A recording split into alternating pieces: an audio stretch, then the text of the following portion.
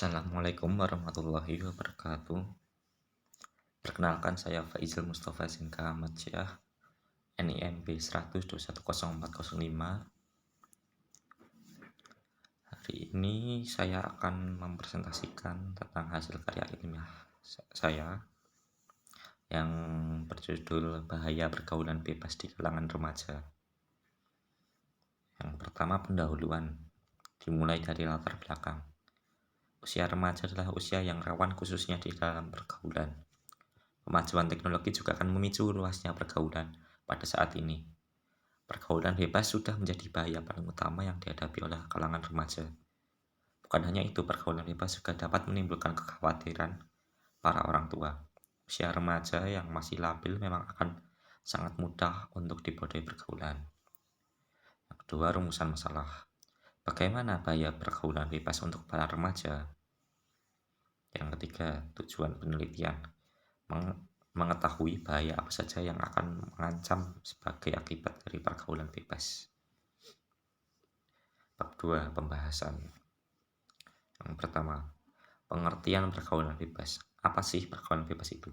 Pergaulan bebas identik sekali dengan yang namanya dunia gemerlap, yang sudah menjadi rahasia umum bahwa di dalamnya marak sekali pemakaian narkoba.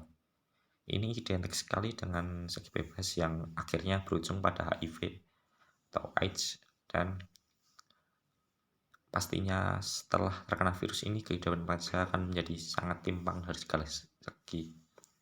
Pergaulan remaja saat ini menjadi sorotan utama karena pada masa sekarang pergaulan remaja sangat mengkhawatirkan dikarenakan perkembangan arus remajanya pada saat ini sangat mengkhawatirkan bangsa karena ditangani generasi mudalah bangsa ini akan dibawa. Baik buruknya bangsa ini sangat tergantung pada generasi muda.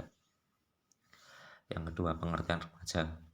Kehidupan yang kita alami mungkin salah satu tahap yang paling tidak terlupakan adalah masa remaja. Karena tampaknya tidak ada fase lain banyak dipenuhi dengan pengalaman tentang patah hati, konflik batin, dan kesalahpahaman selain masa remaja. Kita masih mengingat antara rasa sakit dan kebahagiaan bercampur menjadi satu yang kita alami saat remaja. Kita tetap menyimpan kenangan betapa kita disalahpahami, betapa kita begitu sering dan cepat berubah-ubah, betapa kita begitu mengharapkan penerimaan, dan betapa kita begitu merasakan kesepian dan kesendirian. Kadang kita juga merasakan mengapa tidak ada orang yang mau mengerti tentang kita. Kita merasa heran bagaimana semua ini dimulai dan dari mana semua ini terjadi pada masa remaja. Saat yang penuh gejolak dan keinginan, tetapi tidak ada yang jarang mengakibatkan begitu banyak persoalan jika tidak disikapi secara arif dan bijak. Remaja sering diidentifikasikan dengan usia belasan tahun, sehingga dalam bahasa Inggris remaja juga disebut istilah teenager selain kata adolescent. Kan tetapi remaja tidak hanya dapat diidentifikasikan berdasarkan usia, tetapi juga bisa ditelisik dari kehidupan yang penuh dengan keceriaan warna-warni dan permulaan usia mengenal lawan jenis. 3. Ciri-ciri fisik dan psikologis. Bisa merujuk pada psikologi perkembangan akan kita temukan pembagian tahap perkembangan psikologis kita menjadi 3 tahap. 9 tahun pertama, 9 tahun kedua, dan 9 tahun ketiga. 9 tahun pertama adalah kehidupan kita dapat disebut sebagai masa kanak-kanak. Pada masa ini kita hampir sepenuhnya bergantung pada perhatian dan bimbingan orang tua, utamanya orang tua kita, dari personal mandi, makan, apa yang kita pakai, pilihan sekolah, dan teman.